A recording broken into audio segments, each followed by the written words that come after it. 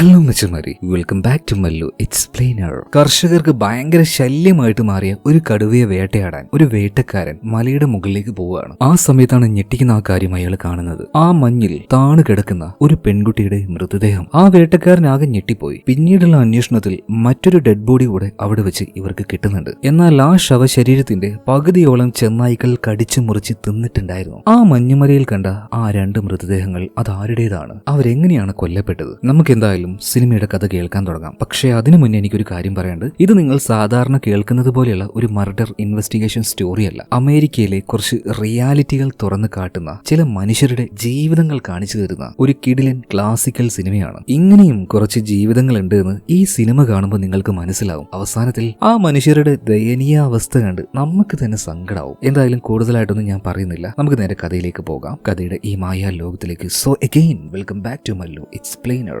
സിനിമയുടെ ആരംഭത്തിൽ അർദ്ധരാത്രിയിൽ മഞ്ഞു മൂടിയ ഒരു പ്രദേശത്തുകൂടെ ഒരു പെൺകുട്ടി ഓടുകയാണ്. അവൾ ഒറ്റയ്ക്കാണ്. ആ നേരത്ത് ആ പെൺകുട്ടി എഴുതിയ ഒരു കവിത നമ്മളെ കേൾപ്പിക്കുന്നുണ്ട്. എന്റെ സ്വപ്നലോകത്തിൽ ഒരു പുൽമേടുണ്ട്, അതിന്റെ കൂടെ കാറ്റിൽ നൃത്തം ചെയ്യുന്ന വലിയൊരു മരവും. അവിടെ ശീതകാലമില്ല, വേദനകളില്ല, ഓർമ്മകൾ മാത്രം നിഴലായി ജീവിക്കുന്നു. യാഥാർത്ഥ്യം എന്നെ തണുപ്പിച്ച് തകർക്കുമ്പോഴെല്ലാം ഞാൻ കണ്ണുകൾ അടച്ച് ആ ലോകത്തേക്ക് മടങ്ങും. എന്താണ് ഈ കവിത കൊണ്ട് ആ പെൺകുട്ടി ഉദ്ദേശിക്കുന്നതെന്ന് നമുക്കിപ്പോ മനസ്സിലാവില്ല. എന്നാൽ സിനിമയുടെ അവസാനം അത് നമുക്ക് മനസ്സിലാവും. ഒരു ചെരുപ്പ് പോലും ഇടാതെ ഈ തണുപ്പത്ത് ആ മഞ്ഞിലൂടെ ഓടുന്ന ഒരു പെൺകുട്ടി അവസാനം അവിടെ തളർന്നു വീഴുകയാണ്. ശ്വാസം ഒന്ന് എടുക്കാൻ പോലും കഴിയാതെ പിടഞ്ഞ് ആ പാവം പെൺകുട്ടി അവിടെ വെച്ച് മരണപ്പെടുന്നുണ്ട്. അങ്ങനെ പിറ്റേ ദിവസമായി കുറച്ച് ആടുകളെ കാണിക്കുന്നുണ്ട്. അവറ്റകളൊക്കെ മേഞ്ഞുകൊണ്ടിരിക്കുകയാണ്. ഇതേ നേരം കാട്ടിൽ നിന്ന് വന്ന ഒരു ചെന്നായ അതിലൊരാടിനെ പിടിക്കാൻ നോക്കുമ്പോൾ ഒരു ബുള്ളറ്റ് വന്ന് ആ ചെന്നായുടെ ദേഹത്ത് കയറുന്നുണ്ട്. വെടിവെച്ചത് മറ്റാരുമല്ല, ഈ ആടുകൾക്ക് ഒരു ഇടയൻ ഉണ്ടാവുമല്ലോ, ആ ഇടയനാണ് വെടിവെച്ചത്. അവനാണ് നമ്മുടെ കഥയുടെ നായകനായിട്ടുള്ള കോറി ലംബേർട്ട്. ആള് നല്ല ഒരു ഉഗ്രൻ സ്നൈപ്പറാണ്, ഒരു നല്ല വേട്ടക്കാരൻ കൂടിയാണ്. അവന്റെ പ്രധാന ജോലി എന്താന്ന് വെച്ചാൽ ഈ ഏരിയയിൽ ഇറങ്ങുന്ന വന്യമൃഗങ്ങളുണ്ടല്ലോ, കർഷകർക്ക് വേണ്ടി അവറ്റകളെ കൊന്നുകളയാ. ഇപ്പൊ അവന് പുതിയൊരു ജോലി കൂടെ കിട്ടിയിട്ടുണ്ട്. വിൻഡ് റിവർ എന്ന സ്ഥലത്ത് ഒരു കടുവ ഇറങ്ങിയിട്ടുണ്ട്. ഒരുപാട് മൃഗങ്ങളെയും ആൾക്കാരെയൊക്കെ ആ കടുവ അറ്റാക്ക് ചെയ്യുന്നുണ്ട്. അപ്പൊ ആ ഒരു കടുവയെ പിടിക്കാൻ വേണ്ടി പോകാൻ വേണ്ടി അവിടുത്തെ ആളുകൾ വിളിച്ചിരിക്കുകയാണ്. എന്നാൽ അതിനു മുന്നേ കോറി ലംബേർട്ട് നേരെ പോകുന്നത് അവന്റെ ഭാര്യയുടെ വീട്ടിലേക്കാണ്, വിൽമ ലംബേർട്ട്. എന്നാൽ രണ്ടുപേരും ഇപ്പൊ ഒരുമിച്ചല്ല താമസിക്കുന്നത്, ഡിവോഴ്സ്ഡ് ആണ്. ഇവർക്ക് രണ്ടുപേർക്കും കൂടിയായിട്ട് രണ്ട് മക്കളുണ്ട്. ഇളയവന്റെ പേര് തോമസ്, അതുപോലെ തന്നെ മൂത്തത് ഒരു പെണ്ണാണ്, എമിലി ലംബേർട്ട്. ഇപ്പൊ വിൽമയ്ക്ക് എവിടെയോ ഒരു ജോബ് ഇന്റർവ്യൂവിന് പോകണം. അതുകൊണ്ട് തന്നെ തോമസിന് ഒറ്റയ്ക്കാകാൻ കഴിയില്ലല്ലോ. അതുകൊണ്ട് കോറിയോട് കുറച്ച് ദിവസം അവനെ ഒന്ന് നോക്കാൻ വേണ്ടി പറഞ്ഞിരിക്കുകയാണ്. അതുപോലെ തന്നെ വിൽമ ഒരു കാര്യം പറയുന്നുണ്ട്, നിങ്ങൾ ആ ഒരു വിൻ റിവറിലേക്ക് പോകാന്ന് എനിക്കറിയാം, പക്ഷേ വേട്ടയ്ക്ക് പോകുന്ന സമയത്ത് എന്റെ മകനെ കൂടെ കൊണ്ടുപോകരുത്. നിങ്ങളുടെ അച്ഛനും അമ്മയും അവിടെ ഉണ്ടല്ലോ, അവരുടെ കയ്യിൽ ഏൽപ്പിച്ച് നിങ്ങൾ എന്താന്ന് വെച്ചാൽ ചെയ്തോന്ന് പറയാം. അതായത് നമ്മുടെ കോറി ലംബേർട്ട് ഇതുപോലെ ഹണ്ടിങ്ങിനൊക്കെ പോകുന്നത് വിൽമയ്ക്ക് അത്ര വലിയ താല്പര്യമൊന്നുമില്ല. ശരിയെന്ന് പറഞ്ഞ് ഇപ്പൊ കോറി മകനായിട്ടുള്ള തോമസിനെയും കൂട്ടിയിട്ട് നേരെ വിൻഡ് റിവറിലേക്ക് പോവുകയാണ്. പോകുന്ന വഴിയിൽ ഒരു കുതിര ഫാമിൽ കയറിയിട്ട് അവന് കുതിരപ്പുറത്തേക്ക് കയറ്റാണ്. കാരണം അവനത് ഭയങ്കര ഇഷ്ടമാണ്. ഈ ഹണ്ടിങ്ങും ഹോഴ്സ് റൈഡിങ്ങും എല്ലാം ഭയങ്കര താല്പര്യമാണ് തോമസിന്. പിന്നീട് ഇതെല്ലാം കഴിഞ്ഞ് നേരെ ഇവർ വിൻഡ് റിവറിലേക്ക് ചെല്ലുകയാണ്. ആ ഒരു ഏരിയയെ കുറിച്ച് പറയുകയാണെങ്കിൽ ആർക്കും വേണ്ടാതെ കിടക്കുന്ന ഒരു തരിശുഭൂമി. ഈ തരിശുഭൂമി എന്ന് പറഞ്ഞാൽ പുല്ലൊന്നും മുളക്കാത്ത മരുഭൂമി പോലത്തെ സ്ഥലത്തിന് മാത്രമല്ല, ഇതുപോലെ പൂർണ്ണമായിട്ട് മഞ്ഞ് മൂടിക്കിടക്കുന്ന സ്ഥലങ്ങളെയും തരിശുഭൂമി എന്ന് പറയും. അപ്പൊ അമേരിക്കയിൽ ആർക്കും വേണ്ടാത്ത ഇങ്ങനെയുള്ള സ്ഥലത്താണ് അവിടുത്തെ ഒറിജിനൽ മനുഷ്യന്മാരായിട്ടുള്ള നേറ്റീവ് ആയിട്ടുള്ള റെഡ് ഇന്ത്യൻസിന് താമസിക്കാനായിട്ട് അമേരിക്ക സ്ഥലം കൊടുത്തിരിക്കുന്നത്. ഒരു റെഡ് ഇന്ത്യൻ ആണ് നമ്മുടെ ഈ ഒരു കാര്യം. അവനിപ്പോ നേരെ അവന്റെ അച്ഛന്റെ അടുത്തേക്ക് വരികയാണ്. അച്ഛന്റെ പേര് ലംബേർട്ട് എന്നാണ്. ഞാൻ പറഞ്ഞല്ലോ, ഇവരൊക്കെ റെഡ് ഇന്ത്യൻസ് ആണ്. അങ്ങോട്ടേക്ക് വന്ന പാടിന് കോറിയോട് അവന്റെ അച്ഛൻ കാര്യങ്ങളൊക്കെ പറയുന്നുണ്ട്. ആ കടുവയെ കൊണ്ട് വല്ലാത്ത ശല്യമാണ്, നമ്മുടെ മൃഗങ്ങളെയൊക്കെ അത് വല്ലാതെ ആക്രമിക്കുന്നുണ്ട്. ഇപ്പൊ ആ ഒരു കടുവ വന്ന കാൽപ്പാടുകളും കാര്യങ്ങളൊക്കെ ഇപ്പൊ കോറി പരിശോധിക്കുകയാണ്. എന്തായാലും വെച്ചാ ഞാൻ അവനെ കണ്ടുപിടിക്കാൻ പറ്റുമോ നോക്കട്ടെ, എന്തായാലും മോനെ ഇവിടെ നിർത്തുന്നുണ്ട്. ഇതും പറഞ്ഞ് മഞ്ഞിലൂടെ ഓടിച്ചു കൊണ്ടുവന്ന ഒരു സ്കൂട്ടർ ഉണ്ടല്ലോ, അതുമായിട്ട് നേരെ ആ മഞ്ഞിന്റെ മലയിലേക്ക് അവൻ കയറാൻ തുടങ്ങുകയാണ്. കുറെ ദൂരം പോയ സമയത്ത് കുറച്ചധികം കാൽപ്പാടുകൾ കോറി കണ്ടു. എന്നാൽ അത് കടുവയുടെ കാൽപ്പാടായിരുന്നില്ല, മനുഷ്യന്റെ കാൽപ്പാടായിരുന്നു. അതുപോലെ തന്നെ പല ഭാഗത്തായിട്ട് ചിതറിക്കിടക്കുന്ന രക്തവും ഉണ്ടായിരുന്നു. എന്തോ പന്തികേടി തോന്നിയ കോറി വേഗം തന്നെ കാൽപ്പാടുകൾ ഫോളോ ചെയ്ത് മുന്നോട്ടേക്ക് പോയപ്പോൾ ഒരു കാര്യം കണ്ട് ഞെട്ടിപ്പോവാണ്. ഒരു പെൺകുട്ടിയുടെ ജഡം അവിടെ കിടക്കുന്നുണ്ട്. അവളുടെ മുഖത്ത് നോക്കിയ സമയത്ത് കോറി ആകെ ഞെട്ടിപ്പോവാണ്. അവൻ അറിയുന്ന ഒരു പെൺകുട്ടിയായിരുന്നു അത്, നറ്റാലിയ ഹാൻസൻ. കോറിയുടെ സുഹൃത്തായിട്ടുള്ള മാർട്ടിൻ ഹാൻസന്റെ മകളായിരുന്നു ഈ നറ്റാലിയ. പക്ഷേ ഇതൊരു മൃതദേഹമാണ്, കൊലപാതകമാണോ അല്ലെങ്കിൽ മറ്റെന്തെങ്കിലും സംഭവിച്ചതാണോ എന്നൊന്നും അറിയില്ല. എന്തായാലും അവളുടെ ദേഹത്ത് തൊടാനുള്ള അവകാശം ഇപ്പൊ കോറിക്കില്ല. വേഗം തന്നെ അവന്റെ അച്ഛന്റെ വീട്ടിലേക്ക് പോവാണ്. മാത്രമല്ല അവിടുത്തെ ലോക്കൽ ഷെരീഫിനെ വിളിച്ചു വരുത്തുന്നുണ്ട്. ഇയാളുടെ പേര് ബെൻ ഷോ ഷോയോ എന്നാണ്. എന്നാൽ ഇവിടുത്തെ ലോക്കൽ പോലീസ് അത് ഈ റെഡ് ഇന്ത്യൻസിന്റെ ഇടയിൽ തന്നെയുള്ള ഒരാളായിരിക്കും. പക്ഷെ ഇവർക്ക് ഇതുപോലെയുള്ള ക്രൈമുകൾ നടന്നാൽ അവിടെ പോയി ഇൻവെസ്റ്റിഗേഷൻ ചെയ്യാനുള്ള പെർമിഷൻ ഒന്നുമില്ല. അപ്പൊ ആ കാര്യം ഇവർ പുറത്തേക്ക് അറിയിക്കണം. അപ്പൊ പുറത്തു നിന്ന് ഒരു FBI ഓഫീസർ ഇങ്ങോട്ടേക്ക് വരും. അയാളായിരിക്കും പിന്നീട് ഈ കൊലപാതക കേസൊക്കെ അന്വേഷിക്കുക. എന്തായാലും ഷെരീഫ് ബെൻ ഷോയോ ഈ വിവരം പുറത്തേക്ക് വിളിച്ചു പറയുന്നുണ്ട്. അതുകൊണ്ട് തന്നെ ഈ മർഡർ കേസ് അന്വേഷിക്കാനായിട്ട് ഒരാൾ ഇങ്ങോട്ടേക്ക് വരും എന്ന് അവിടുന്ന് റിപ്പോർട്ട് കിട്ടിയിട്ടുണ്ട്. അപ്പൊ ആ വരുന്ന FBI ഓഫീസറിനെ കാത്തുകൊണ്ട് ഇവർ അവിടെ തന്നെ നിൽക്കുകയാണ് കേട്ടോ. അതായത് നമ്മുടെ കൊറിയയുടെ അച്ഛന്റെ വീട്ടിൽ നല്ല തണുത്ത കാറ്റും മഞ്ഞുവീഴ്ചയൊക്കെ ഉണ്ടായിരുന്നു. എന്നാലും ആ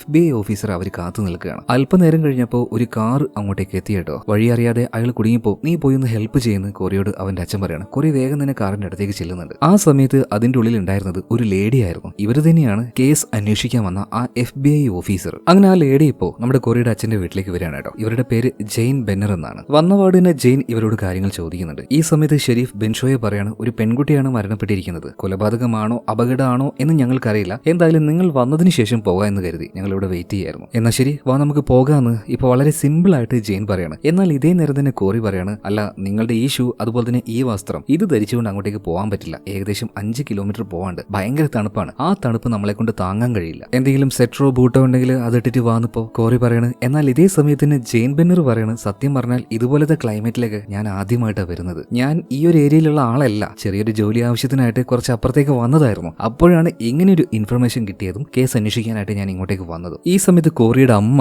ജെയിനുള്ളിലേക്ക് വിളിക്കുകയാണ്. അവൾക്ക് വേണ്ട വസ്ത്രങ്ങളൊക്കെ കൊടുക്കുന്നുണ്ട്. എന്നിട്ട് അവളോട് കുറച്ച് പരുക്കമായ രീതിയിൽ പറയുന്നുണ്ട്, ഇതെന്റെ പേരക്കുട്ടിയുടെ വസ്ത്രമാണ്, ഇതെനിക്ക് ആവശ്യമുണ്ട്, അതുകൊണ്ട് ഒരു കേടും കൂടാതെ എനിക്കിത് തിരിച്ചു തരണം.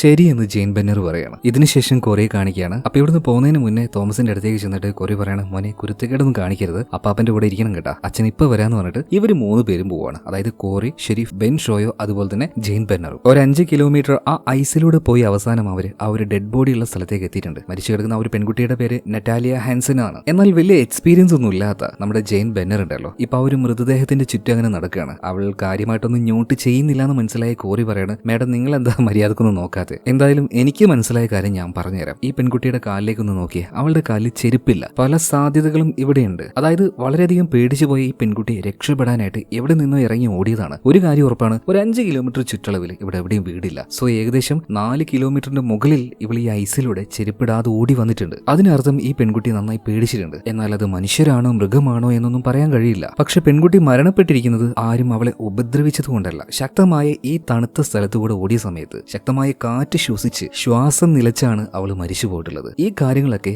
ഇപ്പോ ജെയിന് പറഞ്ഞു കൊടുക്കുകയാണ്. ഇതും കഴിഞ്ഞ് അവൻ പോകാൻ നിൽക്കുമ്പോൾ ജെയിൻ ബെന്നർ ഓടി ചെന്നിട്ട് പറയണം, ഏയ് നിങ്ങൾ പോയല്ലേ, എനിക്ക് ഒറ്റയ്ക്ക് എന്തായാലും ഇവിടെ വെച്ച് ഈ കേസ് തെളിയിക്കാൻ പറ്റില്ല, എന്നൊന്ന് സഹായിക്കണേന്ന് പറയണം. ആ നോക്കാന്ന് പറഞ്ഞിട്ട് കോറി അവിടെ നിന്ന് പോവാണ്. അങ്ങനെ രാത്രിയായി. ഇപ്പൊ കോറിയുടെ അടുത്തേക്ക് വന്ന് മകനായിട്ടുള്ള തോമസ് ചോദിക്കുകയാണ്, അച്ഛാ ആ ചേച്ചി എങ്ങനെയാ മരിച്ചത്? അപ്പൊ കോറി പറഞ്ഞ, മോനെ അതൊരു അപകടമായിരുന്നു. അപകടം എന്ന് പറഞ്ഞാൽ എന്റെ ചേച്ചിക്ക് വന്നതുപോലെയുള്ള ഒരു അപകടമായിരുന്നു. പെട്ടെന്ന് തന്നെ കോറി വിഷയം മാറ്റുകയാണ്. മോനെ ഇത് അങ്ങനെയൊന്നുമല്ല, നമുക്ക് വേറെ കാര്യം സംസാരിക്കാന്ന് പറഞ്ഞിട്ട് വേഗം തന്നെ കോറി വിഷയം മാറ്റുകയാണ്. അതായത് അവന്റെ മകൾക്ക് എന്തോ സംഭവിച്ചിട്ടുണ്ട്, എന്തായാലും മരണപ്പെട്ടിട്ടുണ്ട്. എന്നാൽ എന്ത് സംഭവിച്ചു, എങ്ങനെയാ മരിച്ചത് എന്നൊന്നും ഇതുവരെയായിട്ട് നമ്മളെ കാണിച്ചിട്ടില്ല. ഇതിനുശേഷം ഹോസ്പിറ്റലാണ് കാണിക്കുന്നത്. നറ്റാലിയുടെ ബോഡി ഇപ്പോൾ പോസ്റ്റ്മോർട്ടം ചെയ്തിട്ടുണ്ട്. ഇപ്പൊ ഡോക്ടർ ആ റിപ്പോർട്ട് ജെയിനോട് പറയാണ്. അതായത് ഡോക്ടർ പറയുന്നത്, എനിക്ക് എന്തായാലും ഇതൊരു മർഡർ ആണ് എന്നുള്ള സർട്ടിഫിക്കറ്റ് എഴുതി തരാൻ കഴിയില്ല. ഈ പെൺകുട്ടിയെ ആരും കൊന്നതല്ല, ആ കാര്യം ഉറപ്പാണ്. അതായത് ആ ഒരു മഞ്ഞിലൂടെ ഇത്രയും കിലോമീറ്റർ ഓടിയത് കൊണ്ട് തന്നെ ശക്തമായ തണുത്ത കാറ്റ് ശ്വസിച്ചാണ് നറ്റാലിയ മരിച്ചിരിക്കുന്നത്. അതുകൊണ്ട് തന്നെ ഇതൊരു മർഡർ ആണെന്ന് പറയാൻ എന്നെ കൊണ്ട് കഴിയില്ല. എന്നാൽ ഇതേ നേരത്തെ തന്നെ ജെയിൻ ഒരു കാര്യം പറയുന്നുണ്ട്, ഇതൊരു മർഡർ അല്ലായിരിക്കാം, പക്ഷേ അവൾ എന്തോ ഒന്നിനെ കണ്ട് പേടിച്ചാണ് ഓടിയിരിക്കുന്നത്. അതെന്താണെന്ന് നമുക്ക് കണ്ടുപിടിക്കണം. നിങ്ങൾ ഇതൊരു മർഡർ അല്ല എന്ന് പറഞ്ഞിട്ട് ഒരു റിപ്പോർട്ട് എഴുതി തന്നാൽ ഈ കേസ് പിന്നീട് എനിക്ക് അന്വേഷിക്കാൻ കഴിയില്ല. അതുകൊണ്ട് ദയവ് ചെയ്ത് ഇതൊരു മർഡർ ആണെന്ന് പറഞ്ഞ് സർട്ടിഫൈ ചെയ്യാൻ വേണ്ടി ഡോക്ടറോട് പറയണം. എന്നാൽ ഡോക്ടർ അതിന് സമ്മതിക്കുന്നില്ല. ദേഷ്യം പിടിച്ച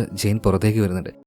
ഇതേ നേരം തന്നെ ഷെരീഫ് ബെൻ ഷോയോ വന്നിട്ട് പറയണം, മോളെ ഇങ്ങോട്ടേക്ക് പല FBI ഓഫീസർമാർ വന്നിട്ടുണ്ട്. അവരിങ്ങോട്ടേക്ക് വന്നാൽ വലിയ ആളാവാൻ നോക്കുകയല്ലാതെ ഞങ്ങളോടൊന്നും യാതൊരു സ്നേഹവും കാണിക്കാറില്ല. ഞങ്ങൾക്ക് എന്ത് പറ്റിയാലും അവർക്കൊന്നും യാതൊരു കുഴപ്പമില്ല. പക്ഷേ മോൾ ഈ കാണിക്കുന്നതിൽ ഒരു ആത്മാർത്ഥതയുണ്ട്. ആ പെൺകുട്ടിക്ക് വന്നതിൽ മോൾക്ക് നല്ല വിഷമമുണ്ട്. അതിന്റെ പിന്നിലെ രഹസ്യം കണ്ടുപിടിക്കണമെന്ന് മോൾ ആത്മാർത്ഥമായിട്ട് ആഗ്രഹിക്കുന്നുണ്ട്. അതുകൊണ്ട് തന്നെ ആ ഡോക്ടർ റിപ്പോർട്ട് എഴുതില്ല. ഇനി എഴുതുകയാണെങ്കിൽ തന്നെ അത് കുറച്ച് വൈകിയേ അയാൾ എഴുതുകയുള്ളൂ. അതിനുള്ള പണിയൊക്കെ എനിക്കറിയാം. മോൾ എന്തായാലും പോയിട്ട് ഈ കേസ് അന്വേഷിക്കുന്ന പറയാം. പിന്നീട് ജെയിൻ നേരെ പോകുന്നത് പോകുന്നത് മരിച്ചുപോയ നറ്റാലി ഉണ്ടല്ലോ അവളുടെ വീട്ടിലേക്കാണ്. അവിടെ അവളുടെ അച്ഛനായിട്ടുള്ള മാർട്ടിൻ ഉണ്ടായിരുന്നു. ഇയാളും ഒരു റെഡ് ഇന്ത്യൻ തന്നെയാണ് കേട്ടോ. എന്തായാലും മാർട്ടിന്റെ അടുത്തേക്ക് വന്ന ജെയിൻ ഓരോ കാര്യങ്ങൾ ചോദിക്കുകയാണ്. അവസാനമായിട്ട് അവൾ എവിടേക്കാ പോയത്, ആരുടെ കൂടിയാ പോയത്? ഈ സമയത്ത് മാർട്ടിൻ പറയാണ് അവളുടെ ബോയ് ഫ്രണ്ട് വിളിച്ചപ്പോൾ അവൾ പോയതാണ്. ആ ബോയ് ഫ്രണ്ട് അത് ആരാണെന്ന് അറിയോ ചോദിക്കുമ്പോൾ അതെനിക്കറിയില്ല. അവന്റെ വീട് എവിടെയാണെന്ന് ചോദിക്കുമ്പോൾ അതും അറിയില്ല എന്ന് പറയണം. അല്ല അപ്പൊ എന്ത് വിശ്വാസത്തിലാണ് നിങ്ങൾ ഒരാളുടെ കൂടെ നിങ്ങളുടെ മകളെ വിട്ടത്? ഇപ്പൊ മാർട്ടിൻ പറയാണ് അവൾക്ക് 18 വയസ്സായി, പ്രായപൂർത്തിയായി, അതൊക്കെ അവളുടെ ചോയ്സ് ആണ്, തടുക്കാൻ എന്നെ കൊണ്ട് പറ്റുന്നില്ല. അപ്പൊ ദേഷ്യം വന്ന ജെയിന് ചോദിക്കണം, അവൾക്ക് 18 വയസ്സായി എന്ന് കരുതിയിട്ട്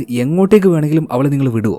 നിങ്ങൾക്ക് യാതൊരു ഉത്തരവാദിത്വം ഇല്ലേ? ഓൾറെഡി മനസ്സ് തകർന്നു നിൽക്കുന്ന ആ ഒരു മനുഷ്യൻ, ഇയാൾക്ക് ഇതെല്ലാം കേട്ടപ്പോൾ ഭയങ്കരമായിട്ട് ദേഷ്യം വരികയാണ്. ഇപ്പൊ മാർട്ടിൻ പറയണ് പിന്നെ ഞാൻ എന്താ ചെയ്യേണ്ടേ? എന്റെ മോളെ ഇവിടെ പിടിച്ചു വെക്കണമായിരുന്നു. ഞാൻ എന്താ ചെയ്തത് വലിയ തെറ്റാണോ? അതുകൊണ്ടാണോ എന്റെ മോള് മരിച്ചുപോയത്? വിങ്ങി പൊട്ടിക്കൊണ്ട് മാർട്ടിൻ ഈ ഒരു കാര്യം പറഞ്ഞപ്പോ അത് കേട്ട സമയത്ത് ഇപ്പോ ജെയിന് തന്നെ ഭയങ്കരമായിട്ട് വിഷമാകുവാണ്. ഇപ്പൊ അവള് ചോദിക്കാണ് നറ്റാലിയുടെ അമ്മ ഇവിടെയുണ്ടോ? ഇപ്പൊ മാർട്ടിൻ പറയണത് ദാ ആ റൂമിലുണ്ട്. ഇപ്പൊ അമ്മയുടെ അടുത്തേക്ക് പോകാൻ നിൽക്കുമ്പോൾ മാർട്ടിൻ പറയണത് വേണ്ട അങ്ങോട്ടേക്ക് പോണ്ടെന്ന് പറയണം. എന്നാൽ അത് കേൾക്കാതെ ജെയിൻ ചെന്ന് ആ വാതിൽ തുറക്കാണ്. ഈ സമയത്ത് മനോനിലയെല്ലാം ആകെ തെറ്റിപ്പോയ ആ ഒരു സ്ത്രീയാണെങ്കിൽ കൈകളൊക്കെ മുറിച്ച് ഭ്രാന്തമായ രീതിയിൽ ബിഹേവ് ചെയ്തുകൊണ്ടിരിക്കുകയാണ്. ഇത് കണ്ട് ജെയിൻ ആകെ ഞെട്ടിപ്പോവാണ്. അതായത് ഇവിടെയുള്ള ഒരു കുടുംബത്തിലും ഒരു സന്തോഷമില്ല, ഒരു സമാധാനമില്ല. എല്ലാവരും ഇതുപോലെ പല രീതിയിൽ അനുഭവിച്ചുകൊണ്ടിരിക്കുകയാണ്. ഈ സമയത്താണ് അങ്ങോട്ടേക്ക് കോറി വരുന്നത്. ഞാൻ നേരത്തെ പറഞ്ഞായിരുന്നു ഈ കോറിയുടെ സുഹൃത്താണ് മാർട്ടിൻ. മാർട്ടിൻ അനുഭവിക്കുന്ന ഒരു പെയിൻ, ആ വേദന, അത് നന്നായിട്ട് തന്നെ കോറിക്ക് അറിയാം. കാരണം കോറിയുടെ മകളും ഇതുപോലെ മരിച്ചു പോയതാണ്. ഇപ്പൊ കോറി പറയാണ് മാർട്ടിനെ ദയവ് ചെയ്ത് അവള് പോയി എന്നുള്ള കാര്യം നീ അക്സെപ്റ്റ് ചെയ്യുക. ഞാനും നിന്റെ ഇതേ അവസ്ഥയിലായിരുന്നു. എനിക്ക് കൗൺസിലിംഗ് തന്ന ആൾക്കാർ എന്നോട് പറഞ്ഞ എന്താണെന്നറിയോ? അതായത് നമ്മുടെ മകളുടെ ആ ചീത്ത ഓർമ്മകളുണ്ടല്ലോ അതുമായിട്ട് നമ്മളിങ്ങനെ നീറി ജീവിക്കുന്നതിൽ എന്താ കാര്യം? അവളുടെ ആ ഒരു നല്ല ഓർമ്മകൾ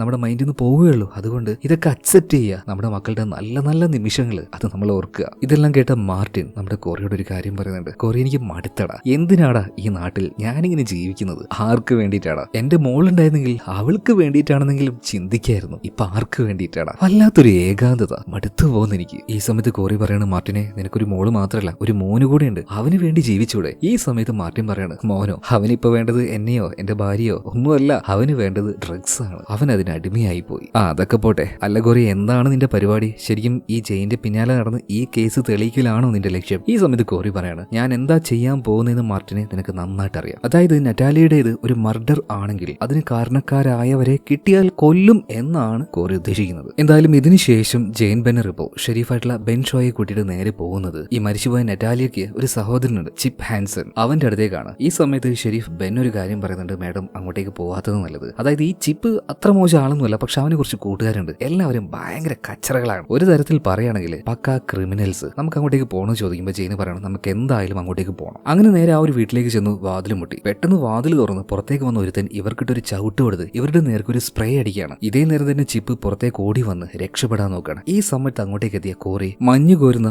ആ ഒരു ഷവലുണ്ടല്ലോ അതെടുത്ത് ഇവനിട്ട് ഒറ്റ അടി കൊടുക്കണം. അവൻ അവിടെ വീണു. അതുപോലെ തന്നെ ഈ ചിപ്പിന്റെ ഒരു കൂട്ടുകാരൻ ജെയിനെ ഷൂട്ട് ചെയ്യാൻ നോക്കി. ജെയിനും നോക്കിയില്ല, അവന് തിരിച്ച് ഷൂട്ട് ചെയ്യണം. അവൻ അവിടെ വെച്ച് കൊന്നുകളഞ്ഞു. പിന്നീട് ബാക്കിയുള്ള എല്ലാവരും അറസ്റ്റ് ചെയ്യുന്നുണ്ട്. മാത്രമല്ല ഈ ചിപ്പിനോട് അവന്റെ പെങ്ങളെ കുറിച്ച് ചോദിക്കുന്നുണ്ട് കേട്ടോ. എന്നാൽ സത്യം പറഞ്ഞാൽ അപ്പോഴാണ് തന്റെ പെങ്ങൾ നറ്റാലിയ മരണപ്പെട്ടു എന്നുള്ള കാര്യം ചിപ്പ് അറിയുന്നത് തന്നെ. ആകെ ഞെട്ടിപ്പോയി. ഷോക്കായിട്ട് കരഞ്ഞുകൊണ്ട് തന്നെ ചിപ്പ് പറയണേ ഞാൻ അവളോട് പല തവണ പറഞ്ഞതാ അവന്റെ കൂടെ പോണ്ടാന്ന്. ഈ സമയത്ത് കോറി ചോദിക്കാണ് ആരാണ് അവൻ? ആ മാറ്റ്. എനിക്ക് അവനെ കണ്ടുകൂടാ. അവൻ തന്നെയായിരിക്കും എന്റെ പെങ്ങളെ കൊന്നിട്ടുണ്ടാവുക. എന്തായാലും ഇതിൽ കൂടുതലായിട്ടൊന്നും ഇവരുടെ കയ്യിൽ നിന്ന് കിട്ടുന്നില്ല കേട്ടോ. എന്തായാലും അവരെ സ്റ്റേഷനിലേക്ക് കൊണ്ടുപോയിട്ട് ചോദ്യം ചെയ്യാന്ന് ജെയിൻ പറയാണ്. എന്നാൽ കോറി അങ്ങോട്ടേക്ക് വന്ന് ജെയിനോട് ഒരു കാര്യം പറയാണ്. ജെയിനെ നീ ഒരു കാര്യം ശ്രദ്ധിച്ചോ? ദാ ഇതിലൂടെ ഈ മഞ്ഞെല്ലാം മാറ്റുന്ന ഒരു ട്രക്ക് പോയിട്ടുണ്ട്. പക്ഷെ അതിന്റെ ആ ഒരു ടയറിന്റെ പാട് കണ്ടോ? ഇത് ഇവിടുന്ന് പോയിട്ട് മാത്രമേ ഉള്ളൂ ആ മലയുടെ മുകളിലേക്ക്. അത് ഇവിടുന്ന് തിരിച്ചു വന്നിട്ടില്ല. അതുപോലെ തന്നെ നറ്റാലിയുടെ ബോഡി നമുക്ക് കിട്ടിയത് ആ മലയുടെ ചെരുവിൽ വെച്ചാണ്. അതായത് അങ്ങോട്ടേക്ക് പോയ ആൾക്കാർക്ക് അവളുടെ മർഡറിൽ എന്തോ ഒരു പങ്കുണ്ട്. നമുക്കത് കണ്ടുപിടിക്കണം എന്ന് പറയണം.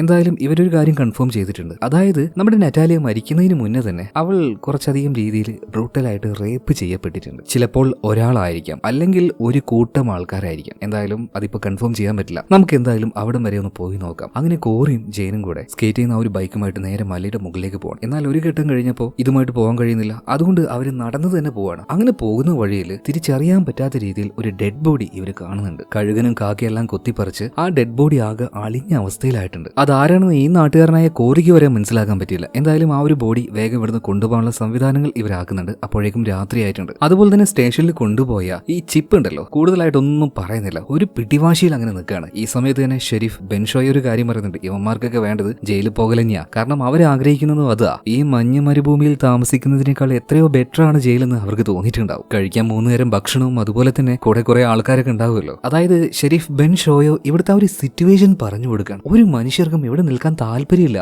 ആ ഒരു നിസ്സഹായാവസ്ഥ കൊണ്ട് എല്ലാവരും ഇവിടെ നിന്ന് പോവാണ്, പോകാൻ മറ്റൊരു ഇടമില്ലാത്തത് കൊണ്ട്. ഈ സമയത്ത് നമ്മുടെ കോറി ചോദിക്കുകയാണ്, ഷെരീഫെ ഞാൻ എന്തായാലും പോയിട്ട് അവനോടൊന്ന് ചോദ്യം ചോദിച്ചോട്ടെ. എന്നാൽ ജെയിൻ അതിന് സമ്മതിക്കുന്നില്ല. കാരണം എന്താ, അവനൊരു ഹണ്ടർ മാത്രമാണ്, ഒരു സാധാ കോൺസ്റ്റബിൾ പോലും അല്ല. പിന്നീട് എങ്ങനെയൊക്കെയോ സമ്മതം ചോദിച്ച് ഇപ്പൊ കോറി പോയിട്ട് ചിപ്പിനോട് സംസാരിക്കുന്നുണ്ട്. എന്നാൽ ഒന്നും പറയില്ല എന്ന പിടിവാശിയിൽ തന്നെയാണ് അവനിപ്പോ. അതുപോലെ ചിപ്പുണ്ടല്ലോ കോറിയെ ഭയങ്കരമായിട്ട് ദേഷ്യം പിടിപ്പിക്കുന്ന രീതിയിൽ ഒരു വർത്താനം പറയുന്നുണ്ട്. നീ ആരാടാ എന്നോട് ചോദ്യം ചോദിക്കാൻ? സ്വന്തം മകളെ പോലും നോക്കാൻ പറ്റാത്ത നീയാണോ ഈ കേസ് അന്വേഷിക്കാൻ നടക്കുന്നത്? ഇപ്പൊ ദേഷ്യം വന്ന കോറി ഒന്നും നോക്കിയില്ല, കഴുത്തിന് പിടിച്ച് നല്ല 2 കുത്തങ്ങോട്ട് കൊടുക്കുകയാണ്. കുത്ത് കിട്ടിയപ്പോ അവൻ തത്ത പറയുന്നത് പോലെ പറയാണ്, എടോ മനുഷ്യൻ, ഞാൻ പറഞ്ഞില്ലേ അവൾക്കൊരു ബോയ് ഫ്രണ്ട് ഉണ്ടായിരുന്നു, മേറ്റ്. എനിക്ക് സംശയം അവന് തന്നെയാണ്. ഞാൻ പണ്ട് മുതലേ അവളെ എതിർക്കുന്നുണ്ടായിരുന്നു. തന്തയുടെ പ്രായമുള്ള അവന്റെ കൂടെ പോണ്ടാന്ന്. ഞാൻ അവനെ തല്ലാൻ വരെ പോയതാണ്. പക്ഷെ അവള് തടുത്തത് കൊണ്ടാണ് ഞാൻ അവനെ തല്ലാതിരുന്നത്. ഈ പ്രേമത്തിന് കണ്ണും മൂക്കില്ല എന്ന് പറയുന്നില്ലേ, അത് തന്നെ. അവനൊരു പക്ക ക്രിമിനലാണ്. എനിക്ക് അവനെ കണ്ടുവിടാം. മിക്കവാറും അവൻ തന്നെയായിരിക്കും എന്റെ പെങ്ങളെ കൊന്നിട്ടുണ്ടാവുക. ഇതിൽ കൂടുതലൊന്നും ചിപ്പിന് അറിയില്ല. ഇനിയിപ്പോ അവനെ എത്ര ഇട്ട് കുത്തിയാലും കാര്യമില്ല. പിന്നീട് രാത്രിയായല്ലോ, വീട്ടിലേക്ക് പോകാൻ നിൽക്കാണ് കോറി. ഈ സമയത്താണ് നമ്മുടെ ജെയിൻ വന്നൊരു കാര്യം പറയുന്നത്. ഇവർക്ക് നേരത്തെ കിട്ടിയ ഒരു ഡെഡ് ബോഡി അത് ഫോറൻസിക് ടെസ്റ്റിനൊക്കെ അയച്ചു റിപ്പോർട്ട് വന്നിട്ടുണ്ട്. അതൊരു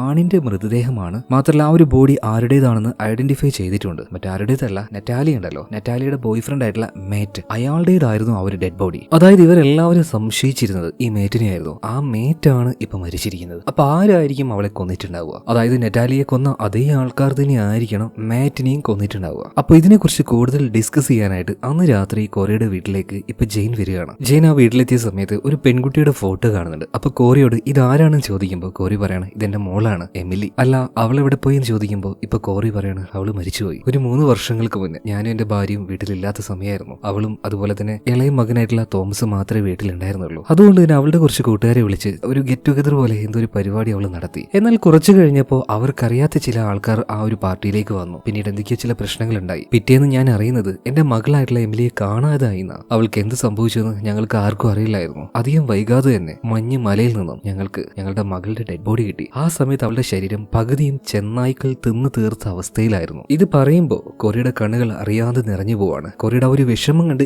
ജെയിന് തന്നെ അവിടെ നിൽക്കാൻ പറ്റിയില്ല. അവൾ നേരെ ബാത്റൂമിലേക്ക് പോവാണ്. അവളും കരയാൻ തുടങ്ങുകയാണ്. കാരണം അവൾ വെറും ഒരു ട്രെയിനിയാണ്, ഭയങ്കര എക്സ്പീരിയൻസ് ഉള്ള ഒരു പോലീസുകാരിയൊന്നുമല്ല. ഇങ്ങനെയുള്ള ഇവിടുത്തെ ആ ഒരു ജീവിതവും ഇവിടുത്തെ കുറെ കഥകളും ഇതെല്ലാം കേട്ടപ്പോൾ അവൾക്ക് തന്നെ ഉള്ളിൽ ഭയങ്കരമായിട്ട് വിഷമം തോന്നുകയാണ്. എന്തൊരു കഷ്ടപ്പാടിലാണ് ഈ മനുഷ്യരൊക്കെ ജീവിക്കുന്നത്. ഇവിടെ ഒരു എന്താ പറയാ, ഒരു സിസ്റ്റം ഉണ്ടോ? തോന്നിയതുപോലെ ക്രിമിനൽസ് അവർക്ക് ഇഷ്ടമുള്ളതൊക്കെ ചെയ്യാണ്. എന്നിട്ട് അവസാനം ബാക്കിയാവുന്നതോ ഇതുപോലെ വേദന തിന്ന് ജീവിക്കുന്ന ഓരോ അച്ഛനമ്മമാരും. അങ്ങനെ പിറ്റേ ദിവസം രാവിലെ ആയപ്പോൾ തന്നെ ഷെരീഫ്, ബെൻ ഷോയോ അതുപോലെ തന്നെ വേറെ കുറച്ച് ആൾക്കാരെയും കൂട്ടിയിട്ട് ജെയിൻ ഇപ്പോൾ ഒരു സ്ഥലത്തേക്ക് പോവാണ്. നമ്മുടെ കോറിയും കൂടെ ഉണ്ട് കേട്ടോ. അതായത് മേറ്റ് അവൻ ജോലി ചെയ്തിരുന്ന ആ ഒരു റിഗിലേക്കാണ് ഇവർ പോകുന്നത്. അവിടെ അങ്ങനെ കയറി ചെന്ന് പരിശോധിക്കാനൊന്നും പറ്റില്ല കേട്ടോ, ചില നിയമ തടസ്സങ്ങളുണ്ട്. എന്നാൽ അതൊന്നും നോക്കാതെയാണ് ജെയിനും ഈ പോലീസുകാരും കൂടെ അവിടെ പോയിട്ട് പരിശോധിക്കാൻ നിൽക്കുന്നത്. അപ്പൊ ഇതിനിടയിൽ കോറി പറയാണ്, നിങ്ങൾ എന്തായാലും ഇവിടെ ഒന്ന് പരിശോധിക്കുക, ഞാൻ മലയുടെ മുകളിലേക്ക് ഒന്ന് പോയിട്ട് വരാന്ന് പറഞ്ഞിട്ട് കോറി നേരെ അവന്റെ ആ ഒരു ബൈക്ക് എടുത്തുകൊണ്ട് മലയുടെ മുകളിലേക്ക് പോവാണ്. അവന്റെ കയ്യിൽ എല്ലാ എക്യുപ്മെന്റ്സ് ഉണ്ടായിരുന്നു കേട്ടോ. സോ അതെല്ലാം റെഡിയാക്കിയിട്ടാണ് പോകുന്നത്. അങ്ങനെ മലയുടെ കുറെ മുകളിലേക്ക് എത്തിയ സമയത്ത് കടുവയുടെ കാൽപ്പാടുകൾ കാണുന്നുണ്ട്. തൊട്ടടുത്ത് തന്നെ ആ ഒരു മൃഗം ഉണ്ടെന്ന് അവന് മനസ്സിലായി.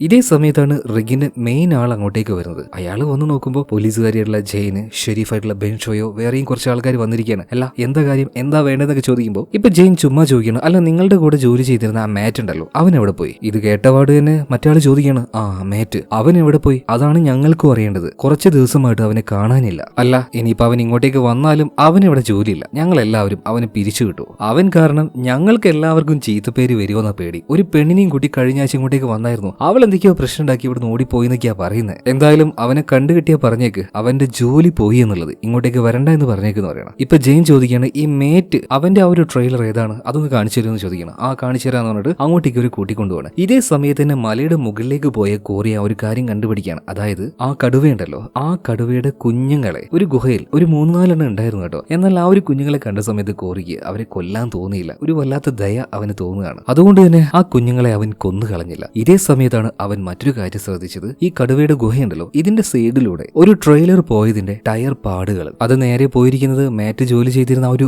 റിഗിലേക്കാണ് കേട്ടോ. ഇതേ സമയത്ത് തന്നെ അവിടെ മുഴുവനായിട്ട് പരിശോധിച്ചു കഴിഞ്ഞ് ജെയിൻ ഇവരോട് ചില കാര്യങ്ങളൊക്കെ ചോദിക്കുന്നുണ്ട്. വളരെ കൂളായിട്ട് തന്നെ ഇതിനുള്ള മറുപടി അവർ കൊടുക്കുന്നുണ്ട് കേട്ടോ. ഇതേ സമയത്ത് തന്നെ ആ ഗ്രൂപ്പിന്റെ ലീഡർ ഉണ്ടല്ലോ, ഇയാൾ ചോദിക്കുകയാണ്, അല്ല നമ്മുടെ മാറ്റിന് കുഴപ്പമൊന്നുമില്ലല്ലോ അല്ലേ? ഈ സമയത്ത് ജെയിൻ പറയണത്, ആ ഞങ്ങൾക്കറിയില്ല, പക്ഷേ അവന്റെ ഗേൾ ഫ്രണ്ട് ഉണ്ടല്ലോ നെറ്റാലിയാണ് വന്നിട്ട് പറഞ്ഞത് അവനെ കാണാനില്ല, കണ്ടുപിടിച്ച് തരണം എന്നൊക്കെ. എന്നാൽ ഇത് കേട്ടപാട് തന്നെ ഒരു ഹെഡ് പറയാണ്, ആഹാ നിങ്ങൾ എന്താ ഈ പറയുന്നത്, നിങ്ങളല്ലേ പറഞ്ഞത് നെറ്റാലിയ മരിച്ചുപോയെന്നൊക്കെ, ഇപ്പൊ ടൗണിൽ മുഴുവനും അതാണല്ലോ ചർച്ചാ വിഷയം. എന്നാൽ അവന്റെ ഈ ഒരു മറുപടി കേട്ടപാട് തന്നെ ജെയിന് ചില കാര്യങ്ങൾ മനസ്സിലായി. അതായത് എല്ലാവരോടും ഒരു പെൺകുട്ടിയുടെ ഡെഡ് ബോഡി കിട്ടിയെന്ന് മാത്രമേ പറഞ്ഞുള്ളൂ. ആ പെൺകുട്ടി അത് നെറ്റാലിയാണെന്ന് പുറത്ത് ആരോടും പറഞ്ഞിട്ടില്ല. എന്നാൽ ആ കാര്യം എങ്ങനെ ഇവന് മനസ്സിലായി? അതുപോലെ ഇവിടെ ഉണ്ടായിരുന്ന എല്ലാവരുടെ മുഖത്തും ചില അടികൊണ്ട പാടുകളൊക്കെ കാണാനുണ്ട്. സോ ഇതെല്ലാം കൂടി ആയപ്പോൾ ജെയിൻ ആ ഒരു കാര്യം ഉറപ്പിക്കുകയാണ്, ഇവന്മാര് തന്നെയാണ് നെറ്റാലിയെ കൊല്ലാൻ ശ്രമിച്ചത്. മേറ്റിനെ കൊന്നതും ഇവര് തന്നെയായിരിക്കണം. ജെയിൻ അയാളോട് അപ്പൊ തന്നെ ചോദിക്കുകയാണ്, അല്ല ഒരു പെൺകുട്ടിയുടെ ഡെഡ് ബോഡി കിട്ടി എന്ന് മാത്രമേ ഞങ്ങൾ പുറത്തു വിട്ടിട്ടുള്ളൂ, പക്ഷെ അത് നെറ്റാലിയാണെന്ന് നിനക്ക് എങ്ങനെയാണ് മനസ്സിലായത്? അപ്പൊ നിനക്ക് ഉറപ്പാണ് അത് നെറ്റാലിയ തന്നെയാണെന്ന്. ഇയാൾക്കും ഇയാളുടെ കൂടെയുള്ളവർക്കും അപ്പൊ തന്നെ മനസ്സിലായി ഇവർ പിടിക്കപ്പെട്ടുവെന്ന്. സോ പെട്ടെന്ന് തന്നെ ഇവരുടെ കയ്യിലുണ്ടായിരുന്ന ഗണ്ണുകൾ എടുക്കുകയാണ്. പോലീസുകാർ അവരുടെ കയ്യിലുണ്ടായിരുന്ന ഗണ്ണും ഇപ്പൊ എടുക്കുന്നുണ്ട്.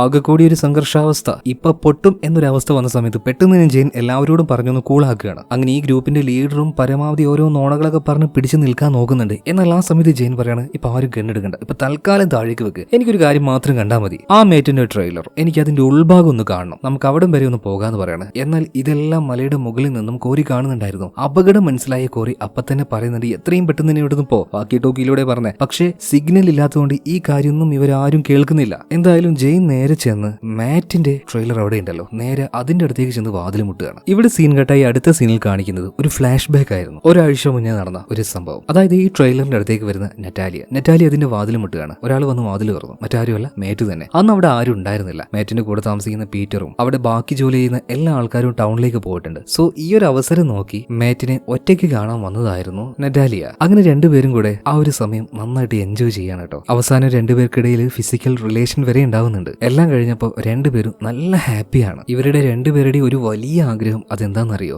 എങ്ങനെയെങ്കിലും ഈ ഒരു നാട് വിട്ട് പുറത്തേക്ക് പോകണം എന്ന് കരുതിയിട്ട് സിറ്റിയിലേക്കോ വലിയ ടൗണിലേക്കോ ഒന്നും ഇവർക്ക് പോകണ്ട. നറ്റാലി തന്നെ ഒരു സ്ഥലത്തിന്റെ പേര് പറയുന്നുണ്ട്, ഒഹായ. അതൊരു വില്ലേജ് ആണ്, പക്ഷെ ഇതുപോലെ മഞ്ഞ് മൂടിക്കെടുക്കുന്ന എവിടെ നോക്കിയാലും വെള്ള നിറമുള്ള ഒരു സ്ഥലമൊന്നുമല്ല. നല്ല പച്ചപ്പും ചെടികളും ഒരുപാട് പഴങ്ങളും ഫ്രൂട്ട്സും ഇതെല്ലാം കൃഷി ചെയ്യുന്ന ഒരു ഏരിയ ആണ്. നമുക്ക് അങ്ങോട്ടേക്ക് പോകാം, എന്തെങ്കിലും പണിയെടുത്ത് നമുക്ക് നന്നായിട്ട് അവിടെ ജീവിക്കാന്ന് പറയാം. അങ്ങനെ നല്ലൊരു ഭാവി സ്വപ്നം കണ്ടിട്ടാണ് ഈ രണ്ടാൾക്കാരും അവിടെ കിടക്കുന്നത്. പെട്ടെന്നാണ് ആ റൂമിലേക്ക് മേറ്റിന്റെ റൂംമേറ്റ് ആയിട്ടുള്ള പീറ്ററും അവിടെ ജോലി ചെയ്യുന്ന വേറെ കുറച്ച് ആൾക്കാരും കൂടെ വരുന്നത് കേട്ടോ. ഇവരെല്ലാവരും നന്നായിട്ട് മദ്യപിച്ചിട്ടുണ്ടായിരുന്നു. പ്രധാനമായിട്ടും ആ ഒരു പീറ്റർ ഇവൻ നേരെ ഉള്ളിലേക്ക് വന്നിട്ട് നറ്റാലിയെ കണ്ടപാട് തന്നെ ഒരുമാതിരി വൃത്തികെട്ട രീതിയിൽ അവളെ നോക്കുകയാണ്. ഇപ്പൊ അവരുടെ ആ ഒരു കട്ടിൽ പോയിട്ട് ഇരിക്കുന്നുണ്ട്. പതിയെ ഒരു സ്വബോധമില്ലാതെ അവനങ്ങനെ സംസാരിക്കാൻ തുടങ്ങുകയാണ്. അതിനിടയിൽ അവനിപ്പോ നറ്റാലിയെ കയറി പിടിക്കാനും നോക്കുന്നുണ്ട്. എന്നാൽ മേറ്റ് ഒരുപാട് തവണ അവനെ വാൺ ചെയ്യുന്നുണ്ട് കേട്ടോ. ഇതൊന്നും കേൾക്കാതെ അവളുടെ വസ്ത്രത്തിൽ ഈ ഒരു പീറ്റർ പിടിച്ച സമയത്ത് മാറ്റ് ഒന്നും നോക്കില്ല, അവനിട്ട് ഒരേറ്റ ചവിട്ട് കൊടുക്കുകയാണ്. എന്നാൽ വീണ്ടും അവൻ എഴുന്നേറ്റ് വന്ന സമയത്ത് ഭയങ്കരമായ ദേഷ്യം വന്ന മാറ്റ് ഉണ്ടല്ലോ, എഴുന്നേറ്റ് ചെന്ന് അവന്റെ മുഖത്തിനിട്ട് പല തവണ കുത്തുകയാണ്. കുത്തെന്ന് പറഞ്ഞാൽ നല്ല ഇഞ്ച കുത്തുന്നുണ്ട്.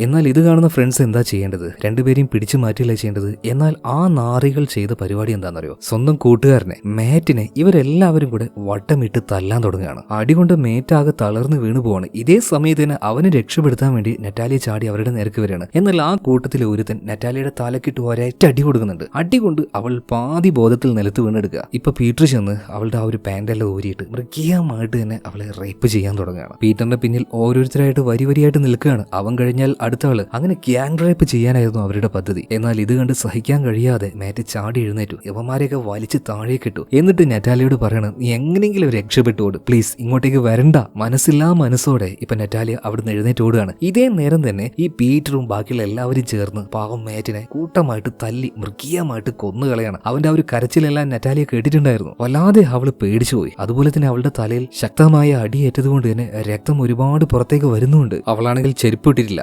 ആ തണുപ്പത്ത് ആ രാത്രിയിൽ ഭയന്ന് വിറച്ച് ആ മഞ്ഞിലൂടെ വഴി പോലും അറിയാതെ എങ്ങോട്ടോ അവൾ ഓടി. ഒരുപാട് ദൂരം അവൾ ഓടി കേട്ടോ, 5 കിലോമീറ്റർ ഓടി. പിന്നീട് തലയിൽ നിന്നൊഴുകിയ ആ ഒരു രക്തം, അതുപോലെ തന്നെ വളരെ തണുത്ത ആ ഒരു കാറ്റ്, ഇതെല്ലാം ശ്വസിച്ചത് കൊണ്ട് തന്നെ ആ മഞ്ഞിൽ ആ ഒരു പെൺകുട്ടി വീണ് മരിച്ചു പോവാണ്. സിനിമയുടെ ആരംഭത്തിൽ ഞാൻ പറഞ്ഞ ആ ഒരു കവിത നിങ്ങൾക്ക് ഓർമ്മയുണ്ടോ? ഒന്നുകൂടെ ഞാൻ ആ കവിത വായിക്കാം. എന്റെ സ്വപ്നത്തിൽ ഒരു പുൽമേടുണ്ട്, കാറ്റിൽ നൃത്തം ചെയ്യുന്ന ഒരു വലിയ മരമുണ്ട്, അവിടെ ശീതകാലമില്ല, വേദനകളില്ല, ഓർമ്മകൾ മാത്രം നിഴലായി ജീവിക്കുകയാണ്. യാഥാർത്ഥ്യം എന്നെ തണുപ്പിച്ച് തകർക്കുമ്പോഴും ഞാൻ എന്റെ കണ്ണുകളെ പതിയെ അടച്ചുകൊണ്ട് ഞാൻ ആ ലോകത്തിലേക്ക് മടങ്ങും. അതായത് നെറ്റാലിയ എന്ന ഒരു പെൺകുട്ടിയുടെ സ്വപ്നമായിരുന്നു ഒരാളുടെ കൂടെ സന്തോഷത്തോടെ ജീവിക്കണം, അതും ഈ നാടിന് പുറത്തു പോയിട്ട്. ശീതകാലം, ഈ തണുത്ത കാലം അവരെല്ലാം വല്ലാതെ മടുപ്പിച്ചിരുന്നു. നല്ല പുൽമേടുകളുള്ള, ഒരുപാട് മരങ്ങളുള്ള, ചെടികളുള്ള അതുപോലൊരു സ്ഥലത്ത് പോയി ജീവിക്കണമെന്ന് ആ പെൺകുട്ടി ഒരുപാട് ആഗ്രഹിച്ചായിരുന്നു. എന്നാൽ വെറുപിടിച്ച ഈ ചെന്നായ്കൾ ആ പാവത്തിനെയും അവളുടെ ജീവിത പങ്കാളിയായിട്ടുള്ള മാറ്റിനെയും അവരുടെ ജീവിത സ്വപ്നങ്ങളെയും ഇല്ലാതാക്കി കളഞ്ഞു. ഇതായിരുന്നു അന്ന് രാത്രി നടന്നത്. ഇപ്പൊ ഫ്ലാഷ് ബാക്ക് കഴിഞ്ഞു. അതായത് ജെയിൻ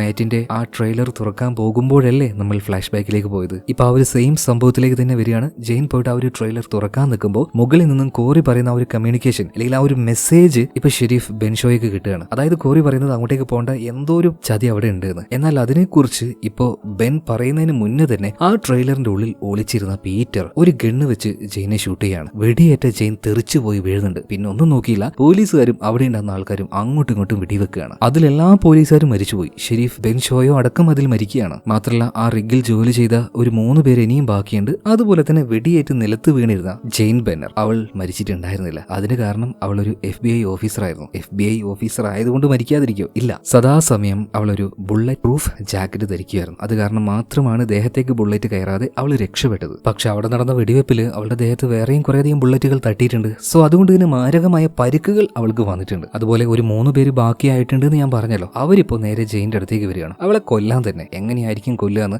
ആലോചിക്കാനില്ലേ ഉള്ളൂ. എന്നാൽ ആ സമയത്താണ് ഇവരുടെ 3 പേരുടെ ദേഹത്തും ബുള്ളറ്റുകൾ വന്ന് കയറുന്നത്. ആരോ മുകളിൽ നിന്നും സ്നൈപ്പ് അടിയാണ്. മറ്റാരുമല്ല, നമ്മുടെ കോറി തന്നെ. അവൻ എന്തായാലും ഓടി വന്ന് ഇവരെ രക്ഷപ്പെടുത്താനുള്ള സമയമില്ല. അതുകൊണ്ട് അവൻ ചെയ്ത പരിപാടിയാണ് നല്ലൊരു പൊസിഷൻ നോക്കിയിരുന്ന് ഈ 3 എണ്ണത്തിനെയും സ്നൈപ്പ് ചെയ്ത് കൊന്നുകളയാണ്. പക്ഷെ പീറ്റർ മരിച്ചിട്ടുണ്ടായിരുന്നില്ല. അവനിപ്പോ എങ്ങനെയൊക്കെയോ അവിടെ നിന്ന് ഓടി രക്ഷപ്പെടാൻ നോക്കുമ്പോൾ അവിടെ വീണ് കിടന്നിരുന്ന ജെയിൻ ഇപ്പോ അവന് ഷൂട്ട് ചെയ്യാണ്. പക്ഷെ അവന് കാര്യമായിട്ടുള്ള പരിക്കൊന്നും ഏൽക്കുന്നില്ല. കാലിലും കയ്യിലൊക്കെയാണ് ബുള്ളറ്റ് കയറിയത്. ഇതേ നേരം തന്നെ അങ്ങോട്ടേക്ക് കോറി എത്തുകയാണ്. കോറി വേഗം തന്നെ ജെയിനെ അവിടെ ഉണ്ടായിരുന്ന ഒരു ട്രെയിലറിന്റെ ഉള്ളിൽ കൊണ്ടുപോയിട്ട് കെടുത്തുകയാണ്. പക്ഷെ അത്യാവശ്യം നല്ല രീതിയിൽ അവൾക്ക് പരിക്കേറ്റിട്ടുണ്ട്. ഇങ്ങനെ പോയാൽ ചിലപ്പോൾ കുറച്ചു കഴിഞ്ഞാൽ അവള് മരിച്ചു പോകും. എന്നാൽ ഈ സമയത്ത് ജെയിന് പറയണ കോറി, എന്റെ കാര്യം നോക്കണ്ട, അവൻ രക്ഷപ്പെട്ടു, എങ്ങനെയെങ്കിലും അവനെ പോയിട്ട് പിടിക്കുക. നീ നിന്റെ ആ ഒരു വാക്കി ടോക്കി എനിക്ക് വേണ്ട. ഞാൻ പുറത്തേക്ക് ആരോടെങ്കിലും സഹായം ചോദിക്കാം. ഒരു ഹെലികോപ്റ്ററുമായിട്ട് ആരെങ്കിലും എന്നെ രക്ഷപ്പെടുത്താൻ വരാതിരിക്കില്ല. എന്റെ കാര്യം തൽക്കാലം ഞാൻ നോക്കിക്കോളാം. പക്ഷെ അവനെ വെറുതെ വിടരുതെന്ന് പറയണം. ഇതേ സമയത്തിന് കോറി പറയുന്നുണ്ട്, മാഡം ഞാൻ അവനെ പിടിച്ചോളാം, പക്ഷേ ജീവനോടെ അവനെ തരണമെന്ന് മാത്രം മാഡം പറയരുത്. ഇപ്പൊ ജെയിൻ പെന്നർ പറയണം, നീ അവനെ എന്ത് വേണമെങ്കിൽ ചെയ്തോ, പക്ഷെ അവൻ രക്ഷപ്പെടാൻ പാടില്ല എന്ന് പറയണം. ഇതിനുശേഷം കോറി നേരെ അവന്റെ ആ ഒരു ആയുധങ്ങൾ എടുത്തുകൊണ്ട് ഇറങ്ങുകയാണ്. എന്തിന്? വെറി പിടിച്ച ആ മനുഷ്യമൃഗം പീറ്ററിനെ കൊല്ലാനായിട്ട് തന്നെ. ഇതേ സമയത്ത് പീറ്ററിനെ കാണിക്കുകയാണ് കേട്ടോ. അവനാകെ പേടിച്ചു പോയിട്ടുണ്ട്. അവന്റെ പിന്നാലെ ആരും ഉണ്ടെന്ന് അവന് മനസ്സിലായി. അതുകൊണ്ട് തന്നെ തിരിഞ്ഞു നോക്കി ചെറിയൊരു ശബ്ദം കേൾക്കുമ്പോൾ വരെ ഭയന്ന് വിറച്ചുകൊണ്ടാണ് അവൻ അങ്ങനെ നടക്കുന്നത്. കാലിൽ വെടിയേറ്റത് കൊണ്ട് തന്നെ അത്ര വേഗത്തിലൊന്നും അവനെ കൊണ്ട് നടക്കാൻ കഴിയുന്നില്ല. ഇതേ സമയം കാട്ടിൽ ഒരു മരത്തിന്റെ കൊമ്പിലിരിക്കുന്ന ഒരു മുള്ളം പന്നി അവൻ കാണുന്നുണ്ട്. പെട്ടെന്നായതുകൊണ്ട് ഒന്ന് ഞെട്ടിപ്പോയി. വേഗം തന്നെ അവൻ തിരിഞ്ഞു നോക്കിയപ്പോൾ തൊട്ടടുത്ത് തന്നെ ആരുണ്ട്? കോറി ഉണ്ടായിരുന്നു. കോറിയെ കണ്ട് അവനങ്ങനെ ഞെട്ടി തരിച്ചു നിൽക്കുന്ന സമയത്ത് കോറി അവന്റെ ആ ഒരു ഗണ്ണ് വെച്ച് ഇവന്റെ മോന്തക്കിട്ടൊരു കുത്താണ്. ആ കുത്തിൽ അവന്റെ ബോധം പോയി താഴേക്ക് വീഴാണ്. പിന്നീട് അവന് ബോധം വരുന്ന സമയത്ത് ഇപ്പൊ പീറ്റർ ഉണ്ടായിരുന്നത് ആ ഒരു ഏരിയയിലെ അത്യാവശ്യം നല്ല ഉയരമുള്ള ഒരു ഭാഗത്താണ്. ചെറിയൊരു ഭയത്തിൽ പീറ്റർ ചോദിക്കുന്നുണ്ട്, നീ എന്തിനാ എന്നെ ഇങ്ങോട്ടേക്ക് കൊണ്ടുവന്നത്? എന്താ നിന്റെ പദ്ധതി? ഈ സമയത്ത് അവനെ നോക്കിയ കോറി ഒരു കാര്യം പറയുന്നുണ്ട്, പീറ്ററെ, ഞാൻ നിന്നെ ഒന്നും ചെയ്യാൻ പോകുന്നില്ല, പക്ഷേ നീ സത്യം പറയണം. നീ സത്യം പറഞ്ഞു കഴിഞ്ഞാൽ ഞാൻ നിന്നെ വെറുതെ വിടും. ഒന്നും ചെയ്യില്ല, ഉറപ്പാണ്. ഇത് ഞാൻ തരുന്ന വാക്കാണ്. എന്നാ നീ നുണ പറയുകയാണെങ്കിൽ നിന്റെ ഓരോ അവയവവും ഞാൻ മുറിച്ചെടുക്കുന്നു പറയാണ്. ഇത് കേട്ട് പേടിച്ചു പോയ പീറ്റർ പറയാണ്, സത്യം ഞാൻ പറയാം. എന്താ നിനക്ക് അറിയേണ്ടത്? നെറ്റാലിയ അവളെ കൊന്നത് ആരാണെന്നല്ലേ? അവളെ കൊന്നത് ഞാനല്ല, പക്ഷെ അവളെ ക്രൂരമായിട്ട് റേപ്പ് ചെയ്തത് ഞാൻ തന്നെയാ. അത് തടുക്കാൻ വന്ന മാറ്റിനെ ഞങ്ങളെല്ലാവരും കൂടെ തല്ലിക്കൊന്ന് മലയുടെ മുകളിൽ കൊണ്ടുപോയിട്ടു. അതും സത്യം തന്നെയാ. ഇതൊക്കെ ഞാൻ സ്വയം ഇഷ്ടപ്രകാരം ചെയ്യുന്നൊന്നല്ല. നിങ്ങൾ ഈ സ്ഥലം കണ്ടില്ലേ? എത്ര നാളായി ഇവിടെ ഈ ഒരു ഏകാന്തതയിൽ ജീവിക്കുന്നു. എന്താണ് ഇവിടെ ഉള്ളത്? മനുഷ്യനെ ആസ്വദിക്കാൻ പറ്റി എന്തെങ്കിലും ഉണ്ടോ? ചുറ്റും നോക്കിയാൽ വെള്ളം നിറമുള്ള കുറെ മഞ്ഞുമലകൾ മാത്രം. ഇത് നോക്കുമ്പോൾ തന്നെ വല്ലാത്തൊരു ഏകാന്തതയാണ്. ഞാനൊരു മനുഷ്യനാണ്, എനിക്കും ആഗ്രഹങ്ങളുണ്ടാവും. നല്ലൊരു കൂട്ടുകാരിയെ വേണം, ഒരു പെൺകുട്ടിയെ വേണം എന്നൊക്കെ. അന്ന് രാത്രി ഞങ്ങൾ എല്ലാവരും നന്നായിട്ട് മദ്യപിച്ചിട്ടുണ്ടായിരുന്നു. ആ സമയത്താണ് നമ്മൾ ആ ട്രെയിലറിലേക്ക് കയറി വന്നത്. അപ്പോഴാണ് നെറ്റാലിയെ ഞാൻ കണ്ടത്. എനിക്കൊരു ആശ തോന്നി അവളെ തൊടണമെന്ന്. അങ്ങനെ മനഃപൂർവ്വമല്ല, പറ്റിപ്പോയതാണ്. അങ്ങനെ നടന്ന സത്യങ്ങൾ മുഴുവനും ഇപ്പൊ പീറ്റർ പറയണം. ഇത് കേട്ട് കഴിഞ്ഞപ്പോ കോറി പറയണം, ഓക്കെ, നീ സത്യം പറഞ്ഞല്ലോ, ഇനി നീ പൊയ്ക്കാന്ന് പറഞ്ഞിട്ട് അവന്റെ കെട്ടുകൾ അഴിച്ചു കൊടുക്കുകയാണ്. എന്നാ പീറ്റർ ചോദിക്കാണ്, പോവാനോ? ഞാൻ എങ്ങനെയാ പോവുക? നടന്നു പോകണം. ഇവിടുന്ന് ഒരു 6 കിലോമീറ്റർ പോയ ഒരു ഹൈവേ ഉണ്ടാവും. അവിടെ പോയി നിന്നാ മതി, ആരെങ്കിലൊക്കെ വരും, അപ്പൊ നീ അവരുടെ കൂടെ അങ്ങ് പൊയ്ക്കോ. എന്നാ ഇത് കേട്ട് പേടിച്ചു പോവാണ് പീറ്റർ. കാരണം അവന്റെ കാലിൽ ഇപ്പൊ ഒരു ചെരുപ്പ് പോലും ഇല്ല. ഇതെല്ലാം കോറി ഊരി വെച്ചിട്ടുണ്ട്. ഇപ്പൊ പീറ്റർ പറയാണ്, 6 കിലോമീറ്റർ കിലോമീറ്ററോ? ഈ ചെരുപ്പില്ലാതെ ഈ തണുപ്പത്ത് ഞാൻ ഇതിലൂടെ നടന്നു പോയിട്ടുണ്ടെങ്കിൽ ഒരു 1/2 കിലോമീറ്റർ വരെ എന്നെ കൊണ്ട് നടക്കാൻ കഴിയില്ല. പ്ലീസ് എന്നെ ദയവ് ചെയ്ത് രക്ഷപ്പെടുത്തുന്നു പറയണം. ഇതേ സമയത്തിന് കോറി പറയണം, നിനക്കൊരു കാര്യം അറിയോ, അന്ന് നറ്റാലിയ അവിടെ നിന്ന് ഇറങ്ങി ഓടിയത് 6 കിലോമീറ്റർ ആണ്. ഞാൻ നിന്നെ കൊല്ലുന്നില്ലല്ലോ, ജീവിക്കാൻ അവസരം തരികയല്ലേ, രക്ഷപ്പെട്ടോ. ആ പെൺകുട്ടിയുടെ ഉള്ളിലുണ്ടായിരുന്ന ആ തീ അല്ലെങ്കിൽ അത്രയെങ്കിലും ഒരു പവർ നിനക്കുണ്ടെങ്കിൽ നിനക്ക് രക്ഷപ്പെടാൻ പറ്റും, നീ രക്ഷപ്പെട്ട് പോടാന്ന് പറയണം. എന്നാ അവൻ പോവാൻ കൂട്ടാക്കിയില്ല കേട്ടോ. പെട്ടെന്ന് തന്നെ കോറി ഒരു ഗണ്ണെടുത്ത് അവന്റെ കാലിന്റെ അടിയിലേക്ക് ഷൂട്ട് ചെയ്യാണ്. പേടിച്ചു പോയ അവനിപ്പോ അവിടുന്ന് ഓടി രക്ഷപ്പെടാൻ നോക്കി. എന്നാൽ പറഞ്ഞതുപോലെ തന്നെ 1/2 കിലോമീറ്റർ വരെ ആ തണുപ്പിലൂടെ അവന് നടക്കാൻ കഴിഞ്ഞില്ല. ചെരുപ്പില്ലാതെയാണ് നടക്കുന്നത്. അവന്റെ കാൽപാദങ്ങൾക്കടിയിലൂടെ തണുപ്പ് ശരീരത്തിന്റെ ഉള്ളിലേക്ക് കയറി വളരെ തണുത്ത ആ ഒരു കാറ്റ് ശ്വസിച്ച് ശ്വസിച്ച് ശ്വാസം കിട്ടാതെ നെഞ്ചു പൊട്ടി ചോര തുപ്പി പെട്ടഞ്ഞുകൊണ്ട് തന്നെ അവൻ അവിടെ വെച്ച് മരിക്കുകയാണ്. എങ്ങനെയാണോ നറ്റാലിയ മരിച്ചത് അതുപോലെ തന്നെ അനുഭവിച്ച് ഇവനും മരിക്കുകയാണ്. അങ്ങനെ ഇതിനുശേഷം നമ്മുടെ കോറി ഹോസ്പിറ്റലിൽ കിടക്കുന്ന